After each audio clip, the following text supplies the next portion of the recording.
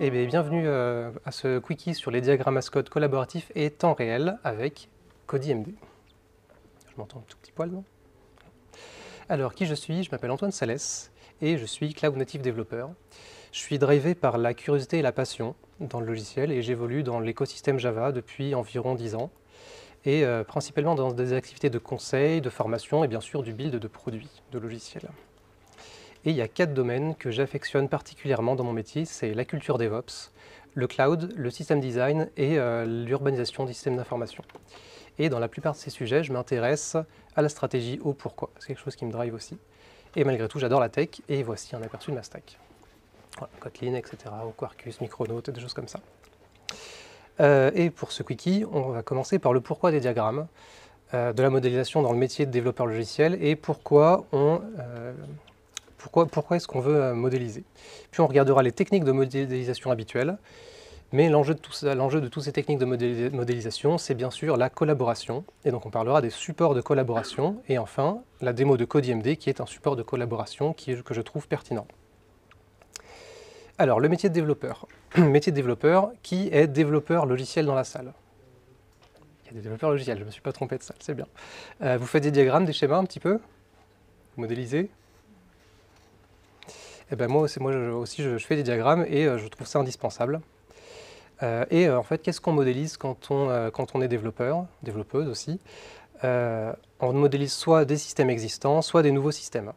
Mais pourquoi est-ce qu'on veut modéliser ça? Eh bien, c'est pour partager l'information, pour comprendre ou alors recomprendre des systèmes complexes. Par exemple, quand on fait du reverse engineering, quand on veut débugger quelque chose, on fait des dessins de ce truc-là, ou alors quand on veut concevoir le système. Et les techniques de modélisation qui existent, c'est, premièrement, on a par exemple les patatoïdes. Les patatoïdes, pas de contraintes, pas de règles, expressivité pure. Et en fait, l'expressivité pure, c'est un avantage ou un inconvénient suivant le contexte. C'est bien. Autre façon de modéliser, les boîtes et les traits. On fait des boîtes, on fait des traits, on fait des flèches.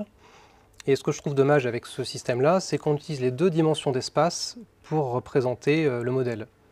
Et du coup, il ne reste plus de dimensions disponibles pour le temps, et souvent, pour le temps ou le control flow. Et du coup, on se retrouve à mettre des petits numéros, ça vient avant, ça vient après. Donc moi, ce que j'utilise beaucoup, c'est les diagrammes de séquence. Et donc j'aime bien les techniques plus standardisées comme l'UML ou le Merise. Enfin, Merise, c'est ce qui existe, mais je ne connais pas. Moi, c'est uniquement de l'UML que je pratique. Et je disais tout à l'heure que l'enjeu de la modélisation, c'est la collaboration. Et dans mon expérience, en fait, il est assez fréquent et efficace de concevoir des modèles en équipe régulièrement. Je me dis, tiens, on a besoin de comprendre ça, on va le dessiner ensemble. Si on a un terme un peu catchy, on peut appeler ça du mob design, un peu comme le mob programming.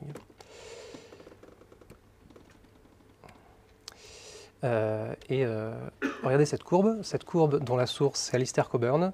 Ce qu'il essaie de nous montrer de son ressenti par rapport aux voies de communication, c'est que en fait, le face-à-face, la conversion face-à-face, c'est très efficace pour véhiculer l'information, et c'est quelque chose qui est très riche en diversité de langage. Mais ce qui est encore mieux, c'est le face-à-face avec un tableau blanc. Et effectivement, à l'époque où on travaillait encore tous les jours dans un bureau isolé phoniquement, c'était vachement bien d'ailleurs, isolé phoniquement, on avait des tableaux blancs, et on avait même plusieurs crayons avec un peu de chance. Et les tableaux blancs, ça répond à ces contraintes-là, c'est temps réel. Quand je dessine quelque chose, tout le monde le voit, il n'y a pas de latence, c'est collaboratif, on peut tous dessiner plus ou moins en même temps sur le tableau, mais il y a des petites problématiques, c'est que c'est pas versionné. Moi j'aime bien quand ma documentation, quand mes diagrammes, ils sont réalisés, ils sont dans mon repo Git, ils sont versionnés, ils sont réalisés avec mon logiciel.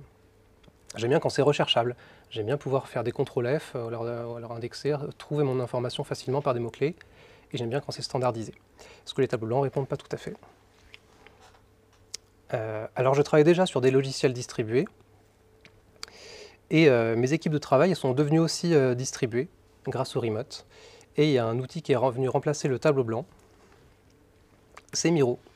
C'est Miro, avec ces petites post-it Miro qu'on voit partout. Et Miro, c'est bien, c'est temps réel, c'est collaboratif, c'est même recherchable, mais c'est pas versionné et c'est pas standard. Et donc pour moi, il manquait encore un outil pour arriver à vraiment faire du mob design correctement. Et donc j'ai cherché un tel outil, et j'ai trouvé CodyMD. J'ai trouvé CodyMD parce qu'il répond forcément, il répond à tout ça. Enfin, je cherche un outil qui réponde à tout ça. Et bien je vais vous faire la démo de KodiMD. Et du coup on va passer ça par là-bas. Il faut que je vois mes deux écrans je pense. Paf.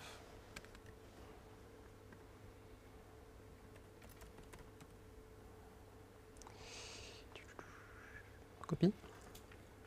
Recopie.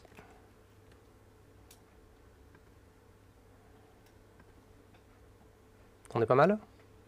Ça se lit? T'as vu, j'ai mis en blanc. Donc du coup, KodiMD, c'est un outil que j'ai envie qui fonctionne en local uniquement. J'ai pas envie d'envoyer trop d'informations à droite à gauche sur mes schémas. Donc tout simplement, j'ai fait un Docker Compose où j'ai fait plusieurs services. Une database, donc juste un Postgre pour aller stocker toutes les informations, les schémas, les diagrammes, les utilisateurs, etc. L'outil en lui-même, c'est KodiMD, qui est développé par un organisme, une fondation qui s'appelle hackmd.io. Donc il se connecte à la base, tout ça.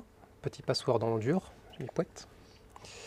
Et j'avais envie aussi que ça marche bien en HTTPS. La dernière fois que j'ai présenté Stalk, je n'avais pas encore activé le HTTPS. Et le problème, c'est que quand vous voulez partager cet outil sur votre réseau local avec différentes personnes, il y en a qui vont dire « Ah zut, mon VPN, je suis pas sur le site du client, je suis en remote, j'arrive pas à accéder à ton lien parce qu'il est en HTTP. » Donc du coup là, j'ai rajouté une petite couche de HTTPS avec Nginx, avec une petite conf Nginx pour rediriger et prendre en compte mon certificat signé. Et du coup, ce qui nous intéresse, c'est faire des diagrammes. Et dans KodiMD, pour faire des diagrammes, on utilise par exemple PlantUML. Et donc du coup, j'ai un serveur PlantUML qui est lancé là, qui va prendre mes diagrammes as code et m'en faire des jolis schémas. Et bah du coup, on va lancer tout ça. Paf. Voilà. On va essayer de trouver un navigateur.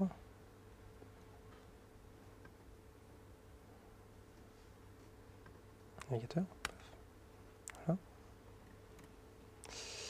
On va, hop, et puis on va lancer Kodi. Hop. Alors je l'ai mis sur voilà, kodimd.antoine-sales.fr qui redirige juste sur localhost. Et voilà la page d'accueil quand on vient juste d'installer l'outil.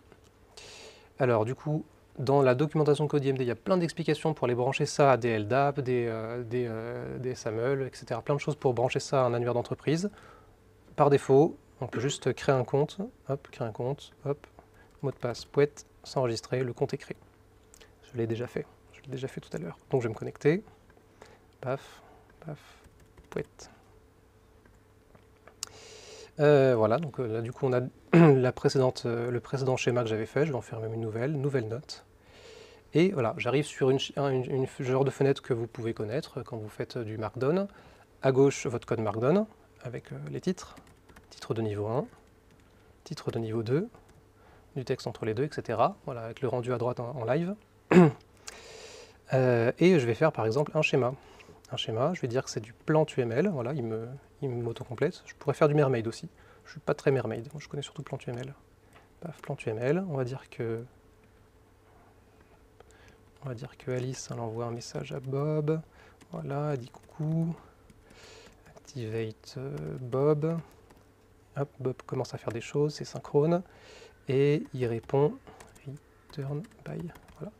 Et là, ça, du coup, vous pouvez vous dire, ouais, mais moi sur mon IDE, je fais pareil. Effectivement, vous faites pareil. Mais si j'en ouvre un autre, il va falloir que je me connecte peut-être. Si j'en ouvre un autre, on va se connecter avec un autre utilisateur. Ça laisse 2. Pouette. Se connecter.